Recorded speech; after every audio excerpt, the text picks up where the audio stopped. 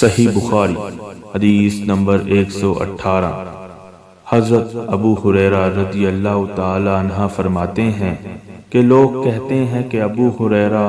بہت حدیثیں بیان کرتے ہیں، اور میں کہتا ہوں کہ قرآن میں 2 آیتیں نہ ہوتی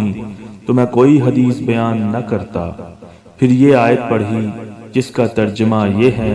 کہ جو لوگ اللہ کی نازل کی ہوئی دلیلوں اور آیتوں کو چھپاتے ہیں، آخر آیت رحیم تک۔ واقعہ یہ ہے کہ ہمارے مہاجرین بھائی تو بازار کی خرید و فروخت میں لگے رہتے تھے، اور انصار بھائی اپنی جائیدادوں میں مشغول رہتے، اور ابو ہریرہ رسول اللہ صلی اللہ علیہ وسلم کے ساتھ جی بھر کر رہتا تاکہ آپ صلی اللہ علیہ وسلم کی رفاقت میں شکم پری سے بھی بے فکری رہے، اور ان مجلسوں میں بھی حاضر رہتا جن مجلسوں میں دوسرے حاضر نہ ہوتے، اور وہ باتیں محفوظ رکھتا جو دوسرے محفوظ نہیں رکھ سکتے تھے۔